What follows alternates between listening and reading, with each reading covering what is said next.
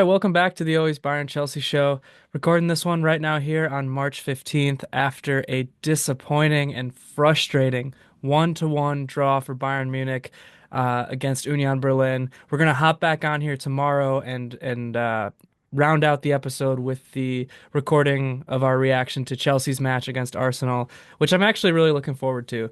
Um, Hopefully something to get the poor taste out of my mouth of what I just witnessed this morning here. Yeah, that was a tough watch, to be honest. The first half, especially, really was just trying to do other things besides watch, pick up a book or something because it was tough, when you're seeing games in the way that they were in that match. But nonetheless, it's still a Bundesliga match and still always piques your interest. Yeah, I mean, as far as watchability for that match would go as a neutral, really poor. So we'll see kind of as we get going here, dissecting things. I might not have that much to say. I don't know. I feel like I always find something to say, but as far as the match in particular goes, highlights, there's not going to be a lot. But before that, just want to let you know that this is a video episode, so check it out on the YouTube channel. Subscribe to the YouTube channel. I got my scarf on today, my membership scarf with my name on it here. So always Mia San Mia, even after a disappointing performance. But yeah, subscribe to the YouTube channel. Now with the international break happening, we're going to be putting out a little trailer episode as well as the 100 subscriber special giveaway. So you won't want to miss that. Join the community.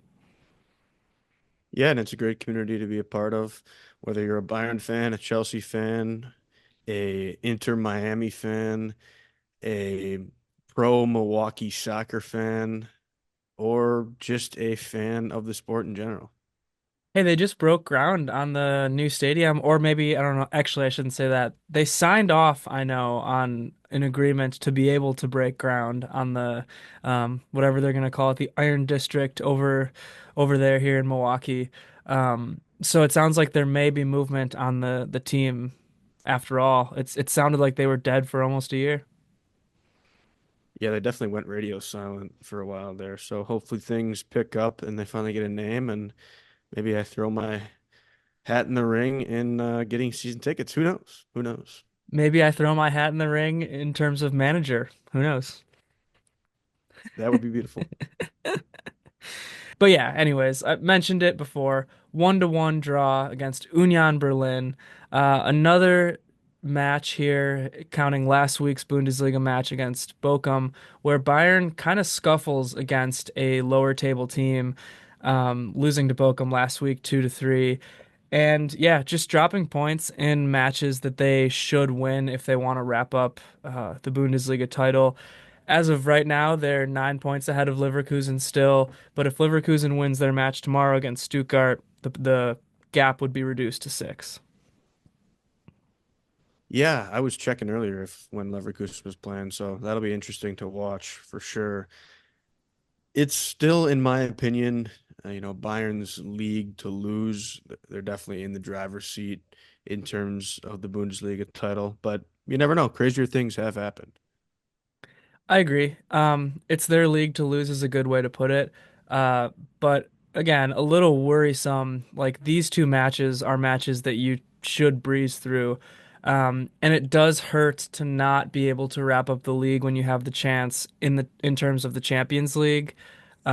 Just because, you're gonna want to rest guys and rotate efficiently and maybe put all your eggs in that basket. But it looks like that's not going to be the case now.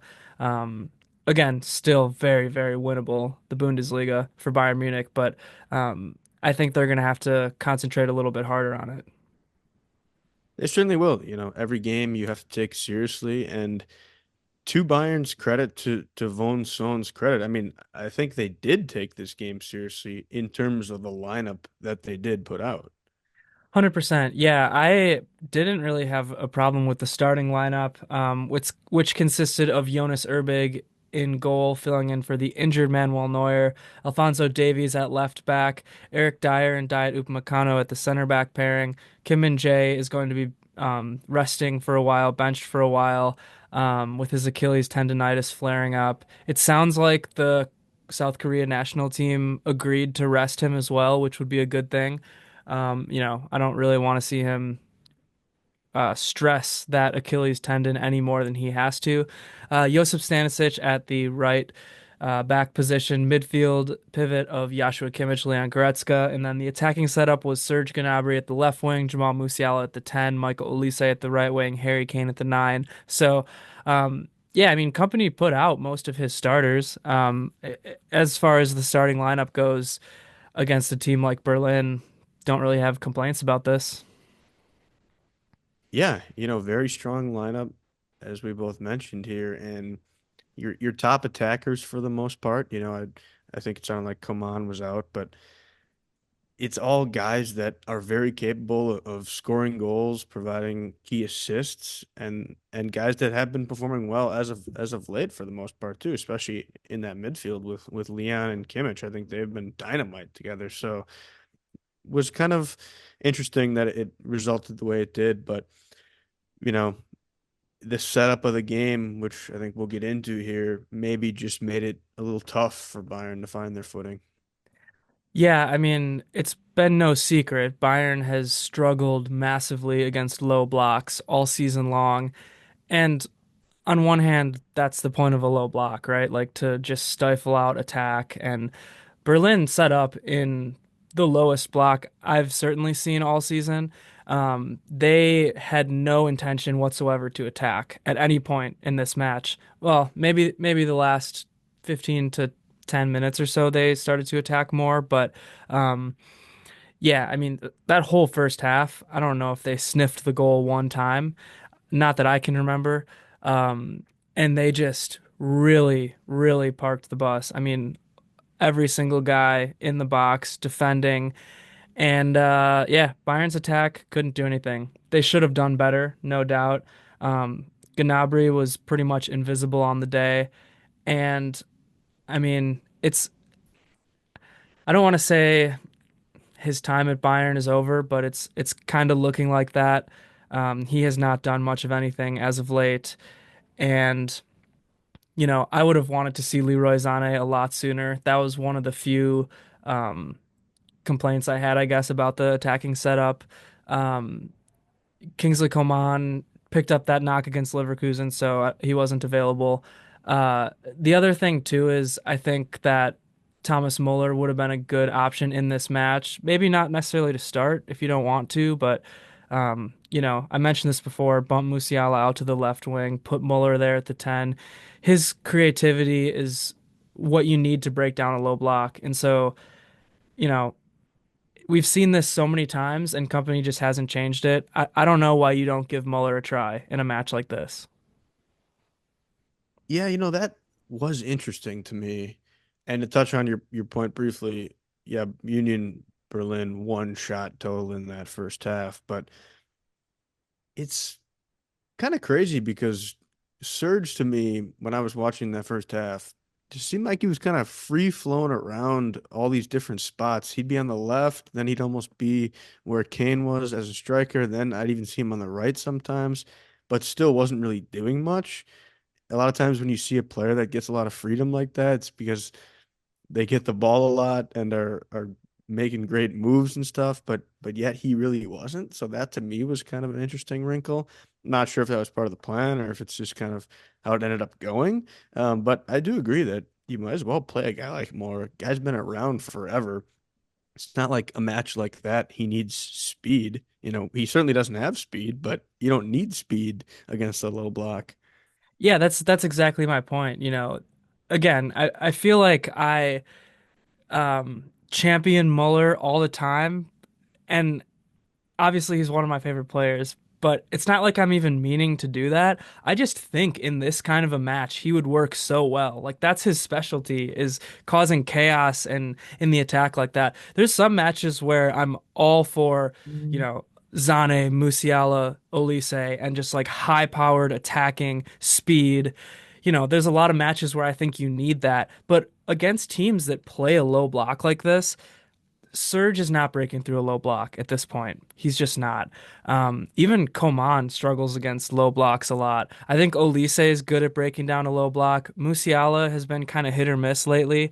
Um, but yeah, like in this match, Serge was the worst player on Bayern, I thought, hands down. And I really like the guy, so I feel almost bad coming at him like this, because I think he does a lot of good stuff. He's a really good direct attacker, but we saw at beginning of the season, he was at his ceiling and then he hits these peaks and valleys now, and that's just kind of the player that he is.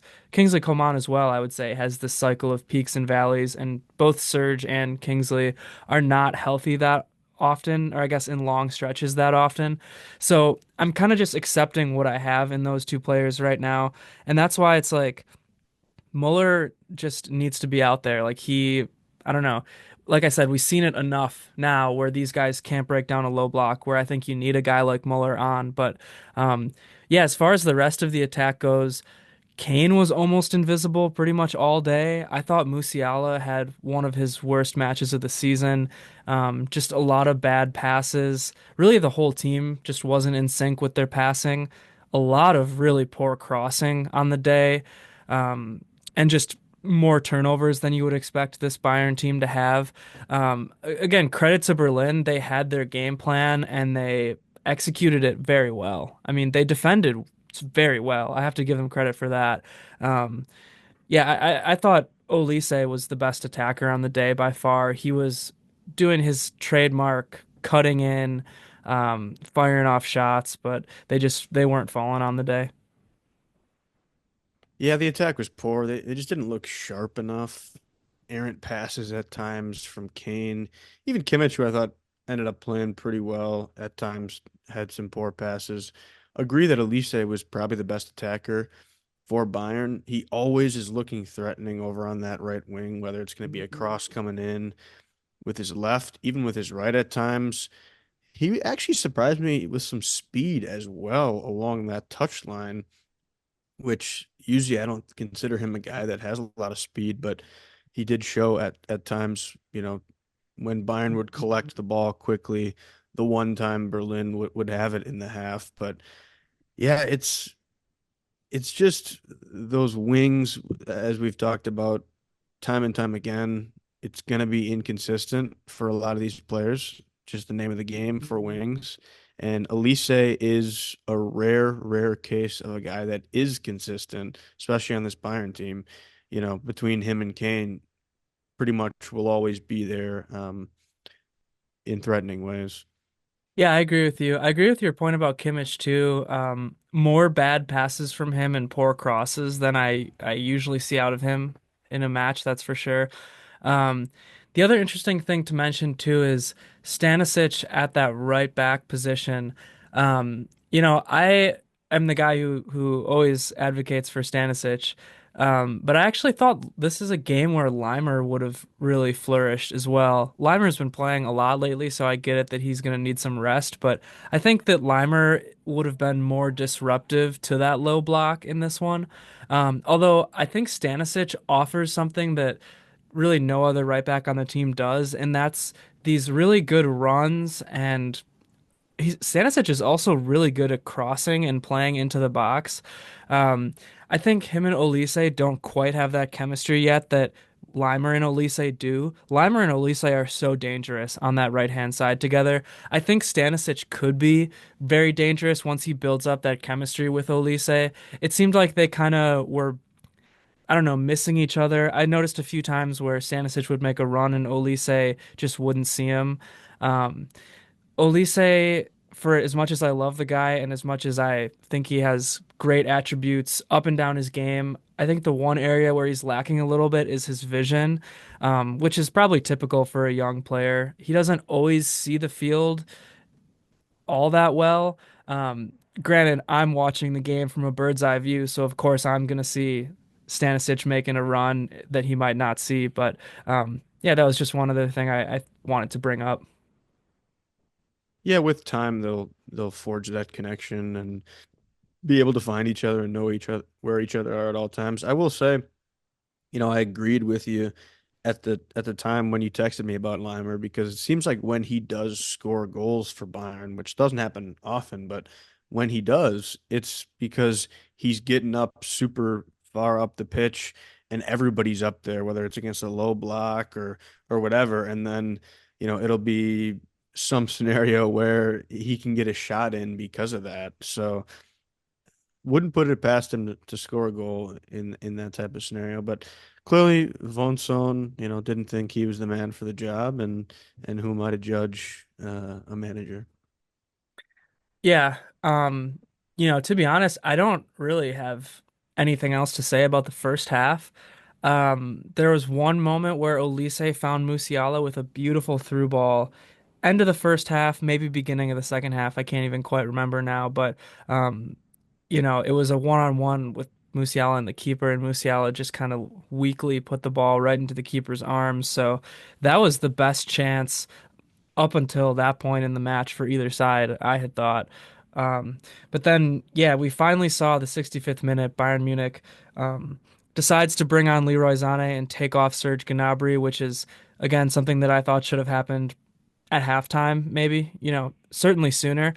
I didn't mind starting Gnabry just because this is one of those matches, but it was clear that he wasn't doing anything, and Zane is just a much more dynamic player than Serge Gnabry at this point in their respective careers. So um, Zane comes on for Gnabry, and Bayern instantly looks a little bit better on the attack. They're looking more aggressive. Maybe Berlin's tiring out. Maybe Bayern's getting more desperate or whatnot. But um, we finally see that breakthrough in the 75th minute. Leroy Sané gets his goal. Really nice move and kind of short little run by Stanisic, and he actually passes the ball back into the box, and nobody reacts to it. I didn't think anybody was gonna actually get there, but all of a sudden Leroy Sané comes sprinting in and finds that ball with a lot of space. I don't know, like I said, why nobody else reacted on either side, Berlin or Bayern, but Zane, great awareness and gets there with his speed and puts it away nicely with a good finish. And Bayern's up 1-0 at that point, and I thought the game was over, to be honest, at that point. I did too, and that play right there is exactly why I love cutback passes like that. You kind of have two options when you're with the ball in that space that Stanisic was. You could go more of a looped cross, happens all the time, where maybe somebody's head can be on the end of it, get a nice header for a goal. Or you can do this cutback low on the ground where oftentimes defenders aren't expecting it, can't react quick enough. I've even seen today, I was watching a little bit of Man City Brighton, and they had a cutback pass like that went through a defender's legs because a lot of times you just can't react and see the ball coming. So beautiful pass there. And yeah, was it poor defending by number 11 on Union Berlin? I don't even need to know his name because he's so poor. Sure, it was, but also, you got to make that run into the box if you're Leroy Sané, and it was beautiful and it was well executed. Yeah, and also I want to give Stanisic his flowers there because that's, why you play Stanisic, things like that. I was mentioning these runs he makes, but he's also good on the ball near the box like that. He has good vision. He's good at finding guys. He's clutch. Um, I really like having Limer and Stanisic both as options at right back at this point, which is crazy because Limer's a midfielder, and you have Sasha Bouet now, who is a complete afterthought at this point. But um, yeah, I mean, Limer is more of that aggressive, kind of unhinged, just energetic, gonna run all day long, never get tired. He's gonna ruffle some feathers. Whereas Stanisic is a little bit more calm and collected, a little bit better positionally, I would say. Not as aggressive offensively, but still good offensively, and still, like I said, just kind of mature and clutch and has good vision and is good on the ball and whatnot. So, um, yeah, shout out to Stanisic for that one. But shortly after 83rd minute, Berlin gets the equalizer off of a mistake from Jonas Erbig, the young keeper. And I don't want to go at him too much because I think Bayern should have scored more than one goal, to be honest with you. But it was a poor mistake, and it directly led to the goal. He kind of spilled the ball, sort of tried to like hit it, I think, instead of just catching it. I don't know if there was a miscommunication or what, but yeah, it just ends up falling off his arm right to the Berlin player Hollerback, I believe, who I actually think is a former Bayern guy, maybe Bayern 2 or Bayern Academy guy, to get that goal. And yeah, I mean, really disappointing because, like I said, Berlin did not sniff the goal all match. They weren't even trying to score. Their entire game plan was to just get a 0-0 draw. Then once Bayern scored, obviously they became a little bit more desperate, but um, just disappointing way to go out like that. Yeah, a couple thoughts on Union Berlin. Number one being that they didn't sniff the goal at all, like you said, and didn't even have the ball. So their manager actually got more airtime on the broadcast than their actual team with the ball, which is just downright embarrassing. And then number two, that goal, it's a Robert Sanchez type mistake where you just don't have the quick reaction and wherewithal to decide what you're going to do, whether it's punch it out, claim it, or whatever. And unfortunately for Urbig, that's just going to come with time. It's not something that you pick up super easily. So tough for him in that moment, but I still believe in his abilities and his future. Yeah, I do too, actually. And he was so solid both legs against Leverkusen. Bochum, I thought he was solid too. Gave up 3 goals, but I didn't think a single one of those goals was his fault. So, yeah, I think I mean, he's a kid, right? It's a rookie mistake. He looks like a buff 12-year-old. To be honest, to me, that's what he looks like. But I actually have been very impressed with how he's carried himself. I've been impressed with his confidence, his on the ball playing, his athletic ability, his ability to make saves, all of it. He looks comfortable. He looks sure of himself. Some of us were probably ready to anoint him the second coming of Manuel Neuer after that Leverkusen second leg, but there's going to be some growing pains. And again, Bayern should have scored more than one goal against Union Berlin, so I don't put this one on the kid at all. Yeah, keepers don't really start playing on first teams, first good teams until they're, 25 in a lot of cases. He's 21, right? Yeah, and he is 21, and he was riding the bench on Cologne, a second division Zweite Bundesliga side up until January. So, I mean, respect for him, especially to step in, like I said, in a Champions League knockout match and put up a damn good performance. Yeah, in all likelihood, he'll either ride the bench and learn behind Neuer next year or even go out on loan or something. So it's not even a guy that I'm expecting to be this star keeper in the short term for Bayern, which credit to him that he's even doing as well as he is. Yeah, the plan is for Neuer to relinquish some games to him next season, and I feel like that's usually the plan, and Neuer just never wants to do it. But I think I sort of believe it this time because Neuer is really, I think, nearing retirement for real. And I also think that, Neuer was actually a part of the Urbig transfer. I don't want to say he hand selected him, but he kind of helped with that call where I don't think that was the case for Nubel or even like Peretz or anybody else. So I do think that Urbig is going to be groomed as the next guy. Who knows if it'll turn out? That's why Bayern's keeping Nubel and Peretz and these other options. But I think that as of right now, they've got their sights set on Urbig because if they didn't, why wouldn't you throw Sven in there for these matches? Yeah, that's a good point. Definitely will be interesting to see how that develops, over the next 6 months to a year. Uh, Yeah, but yeah. The other thing too, before I forget, you did mention, yeah, Union Berlin's coach Stefan Baumgart was suspended for this one, I believe, for yellow card accumulation. So he was up up. It looked like, way up in the nosebleeds, but the camera guy had a great view at him, so they kept showing him on this one. And it's funny because middle of the year he got hired. Bo Svensson was Berlin's coach earlier. I want to say until around the midpoint of the season. And the way Berlin played today was how they played under Bo Svensson in that first half of the year. Super defensive, super low block. So it's kind of funny that they almost went back to that, whereas Baumgart usually had them playing a little bit more on the front foot. But um, yeah, I don't have a whole lot else to say about this match. It kind of dwindles out. Bayern did not really have any more great chances after that Berlin goal, and both teams just kind of fizzled out. Yeah, the rest didn't have too many interesting moments. I'm trying to even think if there was any shot that's worth mentioning. The only one I can think of is like a long Musiala shot that wasn't actually close, but it looked like he had a nice run up to it. But besides that, I can't even think of any.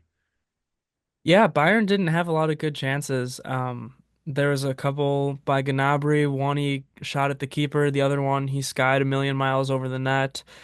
Kane had a couple shots that were just saved. They weren't incredible shots. I mean, this kind of a match, your shots are really coming from distance, especially if you can't penetrate that low block at all, which was the case for Bayern. Really, most of their shots kind of came from distance. So, um, that's how the match ended up 1-1.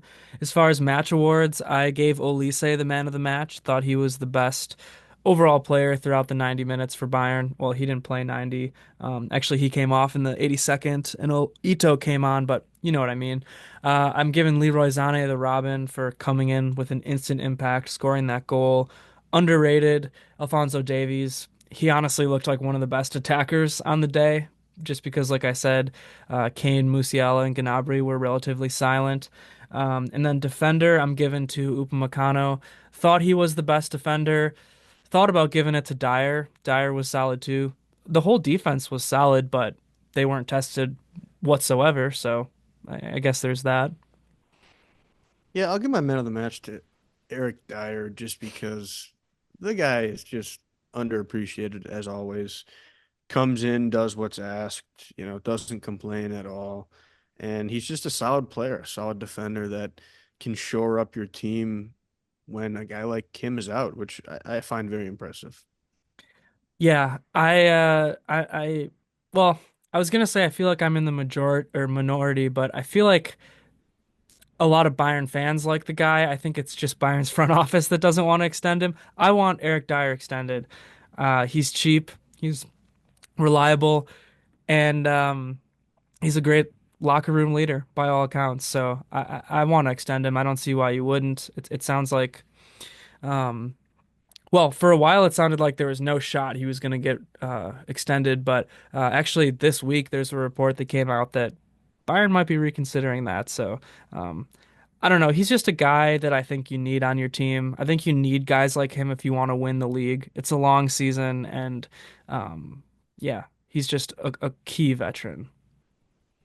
Maximum 3-year deal if I'm Bayern at the absolute I max. would probably go even less. Preferably, I'd go two, I think. yeah, preferably if he wants one or two. But if Oh, I'm he would do Eric, I that. mean, you He would do. think? I think so. I think he really likes Bayern, and I think Oh, okay. yeah, I don't think he has really broader ambitions of making a big splash in the Premier League again. Fair enough. But yeah, I mean, right now, like I said, if Leverkusen wins tomorrow, it'll be a 6 point gap. The league's not done. It is Bayern's league to lose, like you said. I firmly believe that still. They have a couple tough matches left. They still have Mainz, they still have Leipzig, Dortmund, Gladbach. Like every match is a winnable match if you're Bayern. But um, hey, even St. Pauli, they only beat them 1-0 off of a Musiala wonder goal last time around. So, um, and like I said, if you're not beating Bochum and you're not beating Union Berlin, then pretty much any match could be trouble. Yeah, definitely. As this gets to the end of the year, certain teams are playing for more than others too. So you have to consider those things, whether it's relegation, a European spot, or just for the right to see another day as a footballer. So, yeah, it's going to be interesting. And especially if Leverkusen do cut it to six, then Bayern will have to be on their best. Yeah. And then as far as the Champions League goes, I've been doing a little bit more research on Inter Milan and just their whole, um, I don't know, spiel, their whole game, I guess. And I think it's winnable for Bayern. I think that they're going to have to play like they did against Leverkusen and not like they did against Bochum or Berlin, that's for sure. Um, I think Milan is a really solid and mature team, but I think that Bayern has more firepower. I think that Milan is very well coached and just very solid up and down the pitch. But I think that, you know, the Harry Kanes of the world, the Jamal Musialas of the world, even, like Alphonso Davies, even Olise and Zane, guys like that, I think if they get hot, it's going to be tough to stop them. Yeah, I definitely agree. I haven't looked too much into it yet.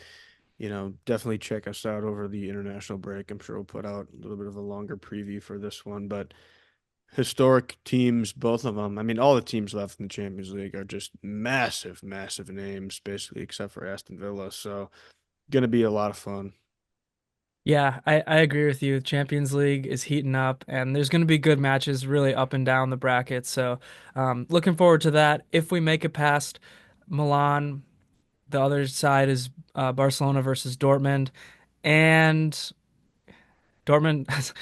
No, I don't want to count Dortmund out yet, of course. Dortmund has had Champions League magic, but you do have Hansi Flick over there, so it could be another rematch, another reunion with my favorite coach in the world, Hansi Flick. So we'll get there when we get there. But the only other thing to mention from me is there was the Joshua Kimmich contract extension, which I think is huge for Bayern. Obviously, Kimmich puts in great performances week after week, like we talk about on this show every week. But besides that, yes, he is that leader guy to transfer the torch, pass the torch from the generation of Manuel Neuer and Thomas Muller to Joao Musiala, Alphonso Davies. Kimmich is the glue that holds this team together through and through. So happy that happened. And also, like, what's underrated about Kimmich is his availability. We see it with our midfield right now. I mean, Polina got that red card, been dealing with injuries all year. Pavlovic is sick every other week. So, Kimmich is always available, always ready to play 90 minutes. And that, I think, is one thing that's underrated about him. Yeah, definitely a massive win-win for both sides here with this deal. Yeah, I mean, Kimmich is happy with his family, four kids, staying in Munich. He's going to be the next captain. Um, and I'm looking forward to it. He's a fiery guy. I love his personality on the pitch. I think he's a different kind of leader than someone like Neuer who leads by example. And Neuer, I think, really benefited from having that Thomas Muller like other side of his coin. Thomas Muller could always be the one talking to the refs and kind of do more of that like marketing, branding, outward facing mouthpiece aspect of it. Whereas Neuer is just more of a quiet, like I said, lead by example kind of guy. I think Kimmich is kind of the best of both worlds in that sense. So, um, I guess he'll have some big shoes to fill, but I think he'll be able to do it. I agree. He's a natural born leader, it seems.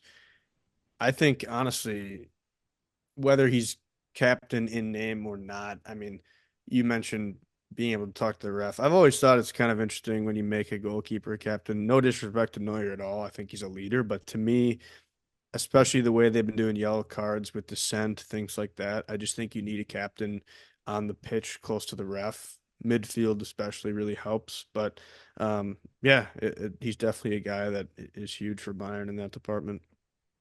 100%. Yeah, so now we go into the international break. Bayern comes back and plays St. Pauli on Saturday, the 29th. But we'll be back here tomorrow, but in terms of the video, it'll be in 1 second talking about Chelsea and Arsenal. So we'll see you then.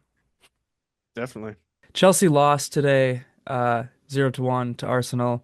Poor match all around, I thought, from pretty much everybody involved. I don't know if you want to take it away with a little bit of a diatribe or anything. Yeah, everybody involved, including Arsenal. I mean, I think it was a pathetic match if you're a neutral fan. It's a London derby. It should be an exciting, ruckus affair where guys are all pumped up. And to be fair, we saw a bunch of yellows, but they were pretty much inconsequential yellows that didn't mean anything in the grand scheme of things in terms of the play. It's not like they were stopping some amazing goal scoring opportunities. So a dull London affair, which is very disappointing for a Sunday and ultimately doesn't move the needle on basically anything because Arsenal's out of the title race and Chelsea stay in fourth. So disappointing and one of the more embarrassing performances for Chelsea on the season. Yeah, I agree with you overall. I thought Arsenal looked really good for about the first 30 minutes or so, and that's just because they decided to be aggressive. I don't know if they watched the most recent Chelsea matches where Chelsea clearly did not want to move the ball forward and wasn't aggressive at all. Um, because usually Arsenal, from every time I've watched them, they're more of the defensive, solid style, physical Premier League, scoring off of set pieces. Usually that's their MO, and they at least surprised me when they came out right away, just pressing hard, guns blazing. And then they got that goal off of a set piece, of course, and really just went back to what I know Arsenal as. And Chelsea really did not have an answer for anything. They didn't have an answer for Arsenal's aggression and high press up front, but they certainly didn't have an answer for Arsenal throughout the rest of the match. I mean, was Mark the only one who really got shots on target? I feel like I can only remember maybe one or two shots on target for Chelsea the entire match, and they were both Mark from what I'm remembering. Yeah, those were the only two shots on target and not even really close to scoring if it weren't for Raya letting that first one scored away. But, that first half hour, you're thinking right away, even in the first few minutes, Chelsea looked shaky. Sanchez had a few terrible passes right off the get. Badia Shield, terrible passes. Clearly learning in the Sanchez school of passing. But I thought Arsenal were going to be up, 3-0 at half because of the way Chelsea were playing. Sloppy, tactless, just looked like it was Arsenal playing with an extra three men at least. I texted you that it's 15 on five because it honestly looked like that at times. It looked like Arsenal were just clearly dominating. Agreed. And I don't know what Enzo Maresca's plan was. I was excited for this one because, um, you know, the last couple matches I had been getting on Enzo for his style of play, but they were winning and they're dealing with some injuries. So how mad can you really be at a manager for that? Um, but the reasoning behind it was I kept thinking to myself, and maybe I said it, I don't remember if I said it on the show, but I just didn't see how Chelsea would be able to compete with a good team playing the way that they've been playing. And I mean, that first 30 minutes really showed it to me. Chelsea just looked really outclassed. Um, and that's not to absolve the players of any guilt or I guess any blame because the players were just as much to blame, if not more than the manager. But it looked like to me just a combination, yeah, of no cohesive plan that was going to do anything, and then no players really outside of Mark stepping up and doing anything in terms of trying to really progress the ball forward. I thought Caicedo and Fernandez were okay at that, but really still not enough urgency from anybody on the team. I mean, you could have told me that Nkunku and Sancho didn't play at all, and I would have believed you because I don't know if I remember any instances of them impacting the game whatsoever. I mean, even Neto wasn't very impactful, but at least he was on the ball at times and progressing it. Like there were a handful of attacking players that I can't even remember them at all in this match. Yeah, I don't get what Maresca's tactics are because he really wants to, I think, establish the midfield, but then when they play these styles, like your midfield isn't really that involved. It's more your defenders that are retaining the ball, and he wants to dominate possession. Okay, great. You did control possession against Arsenal ultimately, partially because they were down 1-0, but still, you're not doing anything with that possession.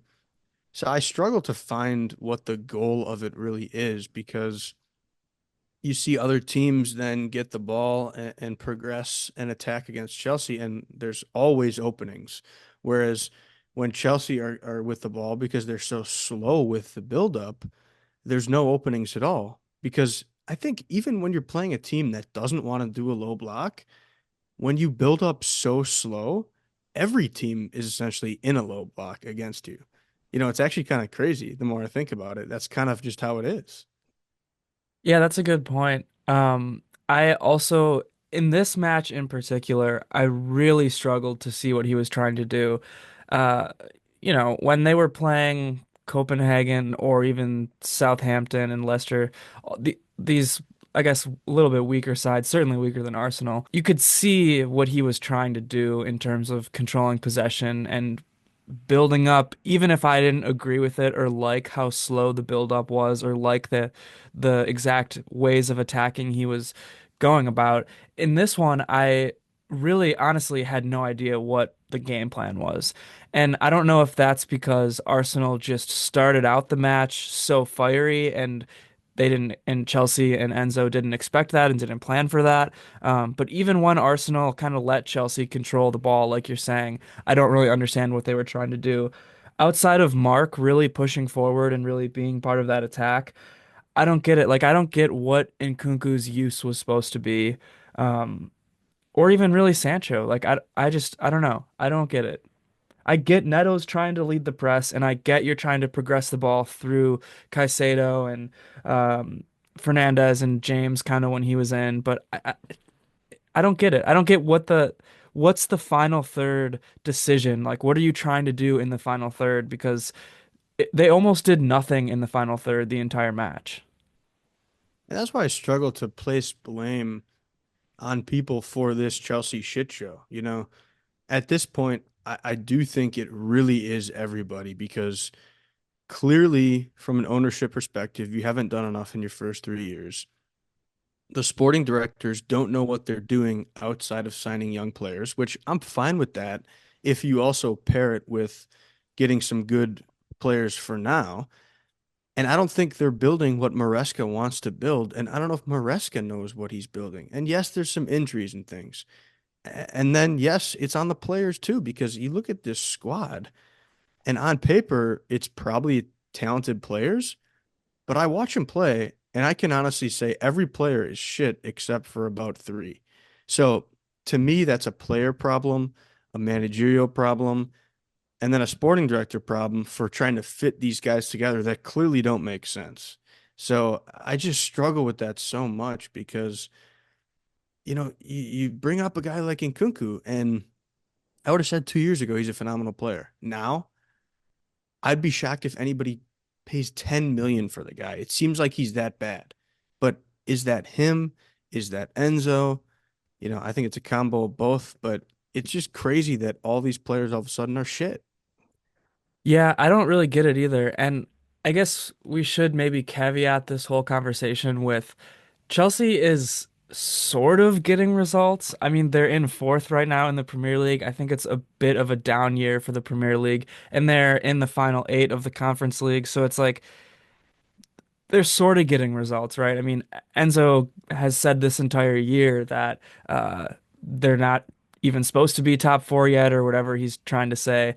So they're sort of getting results, but again, I'm worried because of how the team is built. I'm worried because of the tactics that Enzo is implementing. I don't think they're good enough to beat the best of the best, and I don't think they ever will be. And that's why I'm raising some alarm bells. That's why I'm nervous because I think as Chelsea, you want to get there eventually, and I don't see how they do get there eventually. I feel like this um, sort of result is their ceiling.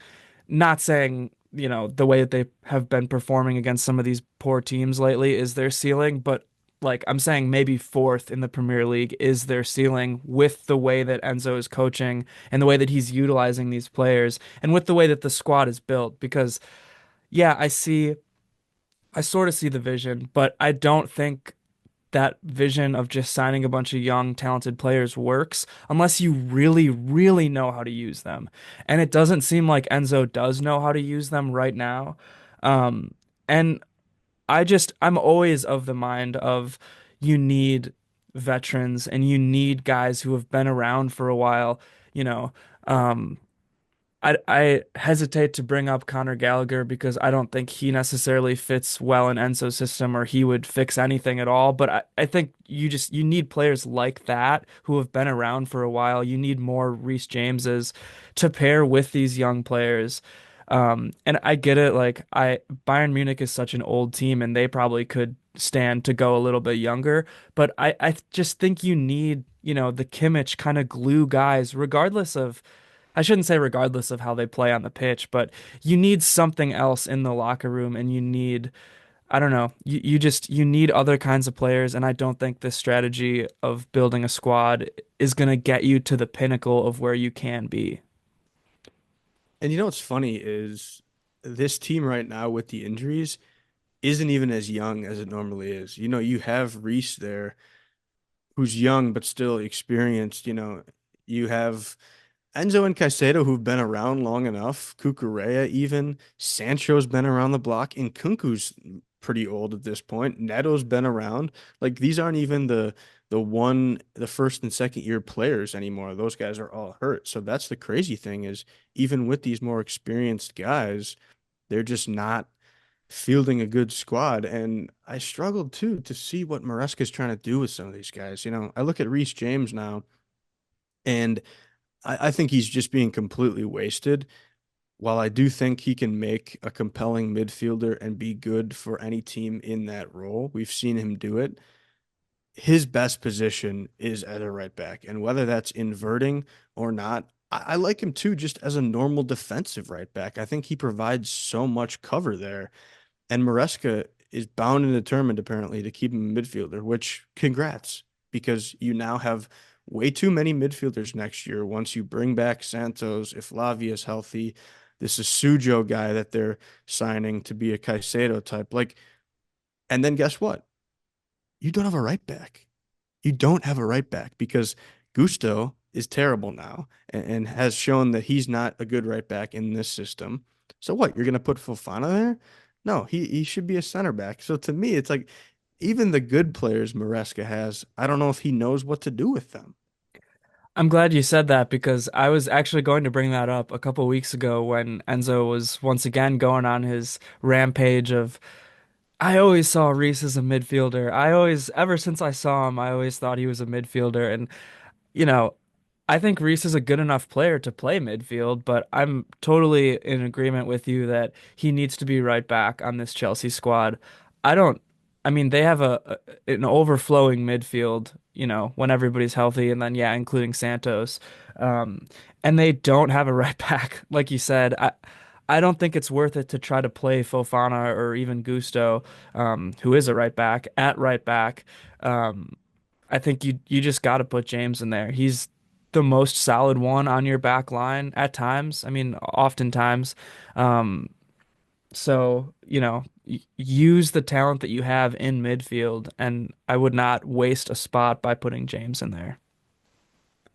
Yeah, that to me is one of the frustrating things. And I don't know if it's some agreement they have where, he's trying to protect himself. They're trying to protect him injury wise. It seems like he never is running anymore because he doesn't have to in that midfield spot. It's kind of weird. But then to me, it's almost like you're lying or hurting him because okay, he made the England squad now, but he's a right back for Tuchel. Tuchel's already said that. So then what's kind of the situation there? To me, that doesn't make sense. I don't know. I think Maresca just needs to really figure out what he wants out of this squad with certain players. To me, that's what the rest of this season is going to be about figuring out. Yes, you want to battle for top five and get Champions League. Yes, you want to win the Conference League. I think you really need to see, and I've actually said this in the past. I'm kind of getting a little deja vu here. I remember saying this. I want to be able to see who in this current squad makes it to the summer. To me, that's what's really important. You know, we had a press briefing, I want to say yesterday, about how we're going to sell upwards of 8 players to fund a striker coming in. Great. I want to see who can make that squad for next year. Yeah, it's just frustrating because I see the talent with a lot of these players, and I'm pretty harsh on Enzo. I like aggressive, high-flying, attacking football. I think that's more fun. I think it's better because, when you play so passively, it's like the other team scores a goal and then your whole like plan needs to change. And I don't think that's good or sustainable to get to the peak of the mountain. But, I understand the reasons for playing possession based, more defensive at times. I mean, you look at Arsenal having success with it. Tuchel had a lot of success with it, even like guys like Mourinho, with Chelsea in the past. And so I get that, but I don't see this Chelsea team playing like that. I just don't. I see these young, exciting guys, and I'm talking about the team when they're healthy, not necessarily the match today. This is more of a broader overview that I'm trying to make. I don't see this Chelsea team playing like that. I don't see guys like Jackson and Palmer playing like that. I want to give them more freedom, Neto on the wings, even the midfield, I don't know. I don't see that style that I think Enzo wants to play working with this Chelsea team. Yeah, I've said that a ton in the past where I think the players they have don't fit a possession-based style at all, especially young guys. Like that's just not how young guys are. They're exciting in transition. That's when they've been at their best. Guys like Noni and Neto and Jackson, they're all those type of guys. Sancho is probably one that is possession based. In Kunku, I'd maybe argue, although I have no clue what he actually does. But even those two guys aren't doing anything in this Maresca system. I'm completely out on Sancho. Rumors have been that there's maybe some weird opt out, even though it was an obligation to buy. Somehow it sounds like Chelsea could still get out of it by paying United or some random crap. But it's insane. Like, there's just not the players for what he wants to do, and they're only getting younger. So then it's just a conundrum. Yeah, agreed. Yeah, I mean, like I said, it's not for me. The way that they're playing is not for me, and I don't think it's for this team either. I think it's a problem of everything, how the squad is built, the players, the manager. Um, but, like I said before, you're sort of seeing results right now. I mean, before the season, if you would have said Chelsea's going to be in fourth at this point in the year, I would have taken it. Um, but yeah, I mean, what do you think going forward now for Spurs after the international break? How do you set up for that one? I'm licking my lips if I'm Spurs. They've been shit as well. Lost today to Fulham 2-0. Yep. I think you just see a Chelsea team that's wounded right now. I think I don't know what Chelsea are going to plan because Spurs like to be chaotic at times. I haven't watched them in a minute, but I know they haven't been playing very well. I don't know. It's going to be a very interesting game where both teams really need a win, I think, and just barely there because of the Europa League. Chelsea are fighting for that top four position still at this point, and every loss will really hurt them. It's going to be crazy. At minimum, you're going to need a draw. Will Noni and Jackson be back? Probably not in full, even if they make the bench. It's going to be tough. You hope Palmer's back.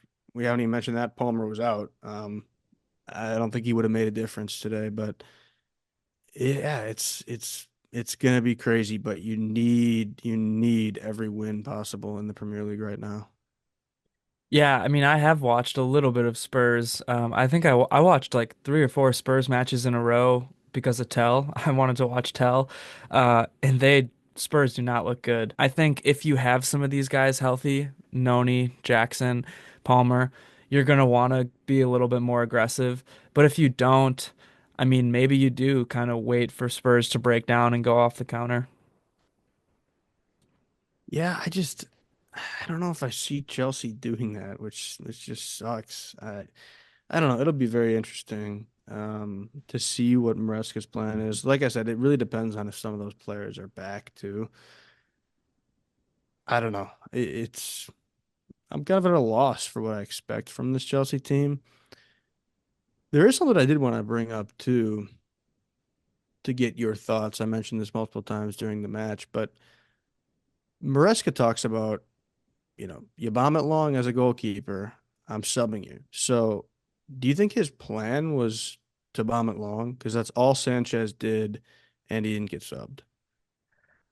I mean, my honest opinion is I don't know if when Enzo says that stuff, if it actually means anything. I mean, we've seen it plenty of times where Sanchez bombs it long and he still gets opportunities all the time. Um, I always mention when he said he was going to bench Enzo if he passes it forwards, which, I mean, how dumb is that? Who knows, right? Is there a language barrier problem that's happening there? Because what a dumb thing for a manager to say. But I think I think Chelsea has no good option at goalkeeper right now, and I really don't know if Enzo actually means these things, if Enzo Maresca actually means these things when he says them in press conferences. Because, yeah, I mean, we saw Sanchez bomb it long all day today, and I'm sure he'll get more chances. I mean, that's just the way it's been this year. Yeah, so I'm just rolling through Twitter right now to see Maresca's post-game comments. I mentioned that I shouldn't read into any of this because this guy's an absolute clown. Said that Chelsea competed well, said he thinks Robert did well today. Mm. So he must have missed the first 30 minutes when he gave Arsenal two or three chances just based on his passes. Did make a nice couple saves and played better the last, 65 minutes. But these comments are just insane to me. He says he thinks they're in the game till the end. A lot of complaining about injuries. Just so frustrating. He says gut feeling is that we're headed in the right direction. Yeah, I mean, I don't think that. I don't think that at all. You could say that they were in the match in terms of the score line, but I didn't see anything at all that made me believe that Chelsea was dangerous or threatening to score all match. They had pockets of controlling things, end of the first half, end of the second half too, but they didn't look dangerous. They didn't look threatening, like they were going to do anything. And he also talks about how they controlled the game. Okay, because Arsenal went up 1-0. Do you not realize that's what happened, Enzo? Arsenal went up 1-0 and said, okay, congrats, Chelsea. We're going to take it easy on you today. Little brother. We're the little brother right now. And they made us look like freaking fools the way they did that. I mean, they could have dominated us 6-0 today. I'm so confident in that fact. And then, not to mention at the end, I don't know if you caught this, Enzo Maresca shaking hands with Timber Oh, during I the saw it. match. Yeah. Are you the biggest clown of a manager in the Prem right now? What is that? Yeah. I mean, I think Chelsea should look for a new manager, and I didn't want to say that on this show, but I said before this match, this might be Enzo's last stand for me, not knowing Palmer was going to be out, right? So that kind of muddies things a little bit. I can't make as strong of a declaration as I want to because of that, but um, yeah, I mean, I'm not convinced by him. I'm not convinced that he's the one to take this team to where I think they should be or to get the most out of these players. I think he can be solid if they just decide what they want their plan to be. And to me, they haven't done that yet. The sporting directors aren't in sync enough with Enzo to give him what he wants and make a team that can be good. We've talked about if you're going to cross it, you need a striker. They don't have that. That's just one example of how these things don't come in sync. I'm gonna give him a chance. And I don't necessarily disagree with you at all. The only reason I'm not entertaining any of that is just because I know that he won't be sacked. I know that even if Chelsea lose to this Polish team in the Conference League, that he's not going to be sacked. It sounds like he's getting a second year no matter what. That's fair. And I'm, like I said, I texted you this before. I'm willing to listen to the case for Enzo Maresca, But I mean, right now, and it's hard for me to cross the threshold of being somebody out. I don't like to call for somebody's job regardless, especially because it's like at this point, there's obviously not a better option out there that's just going to come in and fix things. Realistically, you have to wait till the end of the season. And I also agree with you that I actually think Chelsea's going to give him another season. So I think we're going to have to wait and see. I ultimately really agree with what you're saying. Once again, it's just tough for me to say things when I think he'll be around, and I want to give him a chance. So I'll let you criticize, and I'll try to be the guy on the other side of the aisle here for Hey, Enzo Maresca. that's more than fair. So I'll be the one here and call it live. I guess not really live, but here today on this show, Enzo out. Chelsea, hire somebody else. Start looking, I should say. You don't got to sack him today, but start looking. You know it's bad when my thing I'm looking forward to most now isn't even the Conference League. It's actually the Club World Cup. And I think if there's one thing that will turn around this ship in the right direction for Chelsea, it's going to be to go out, dominate the Club World Cup, win a final in MetLife Stadium over those frauds out of Munich. I knew it. I And knew then you were gonna say from it. there, it's just going to be a rocket ship to the moon for Chelsea. I tell you what, I know you would take this Bundesliga title, UCL title. You'd be okay with Chelsea winning the Club World Cup.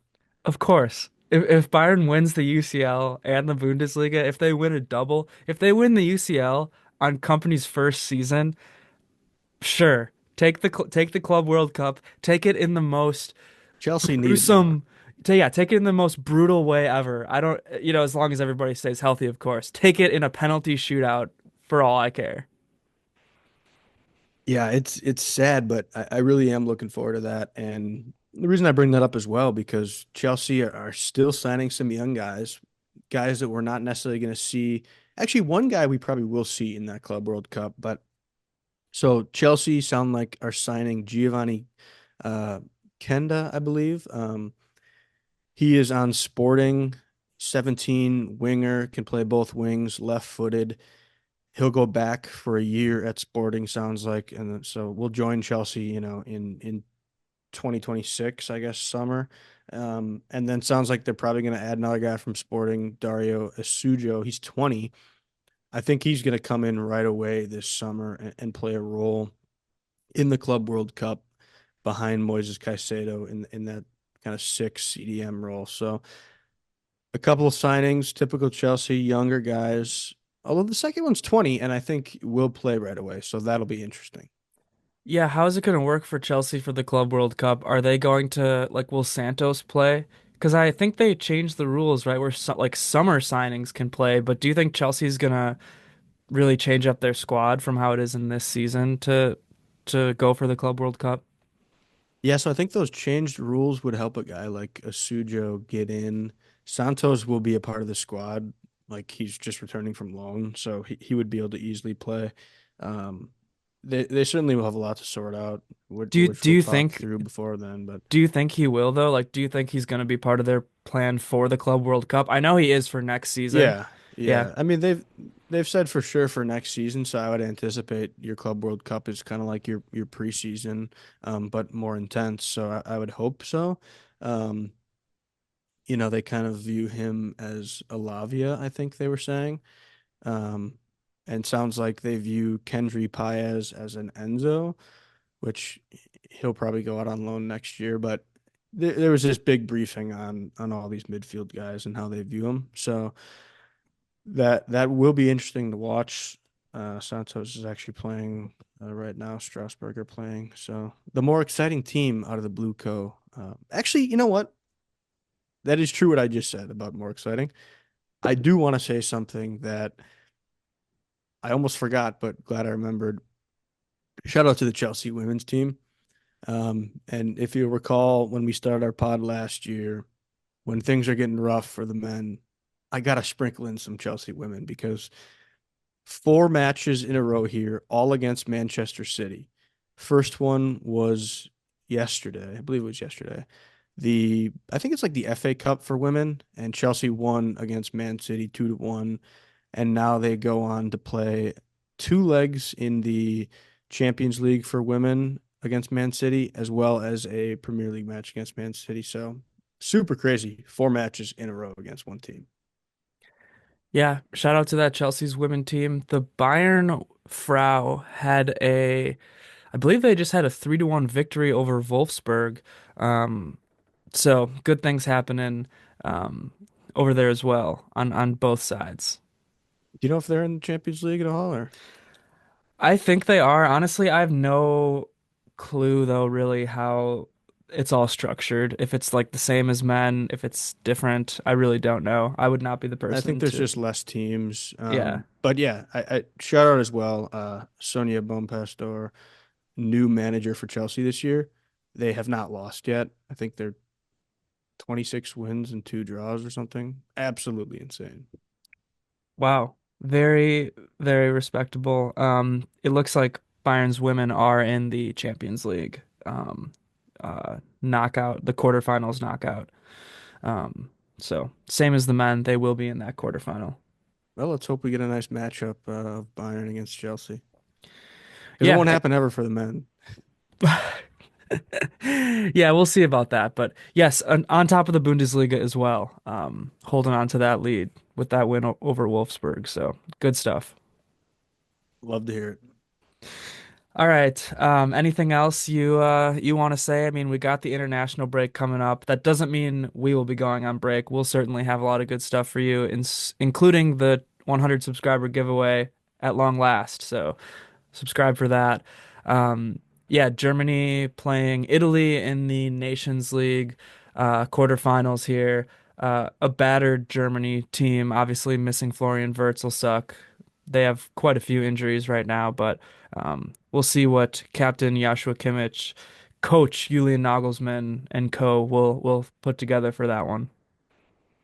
Yeah, this I'll say is this could not come at a better time for me. It's so perfect that this international break is right when March Madness is heating up. So I'm going to be so preoccupied watching college basketball. We'll see if I watch some of these matches. I wouldn't mind seeing what Poch is doing over in the US of A. So, as well as Tommy Tukes with England. But definitely we'll be taking a slight back seat in terms of watching sports. But yeah, we'll still bring some pods and discuss a lot of this and the plan in the last couple months here for our teams. Yeah, all I have to say is bubble wrap every Bayern Munich player because I would be very heartbroken if we picked up an injury heading into the Champions League quarterfinals as well as the business end of the Bundesliga. So, bubble wrap them up and we'll go from there. Agreed. All right, thanks for hanging with us. Subscribe to the YouTube channel as always. Mia san Mia. Up the Chelsea.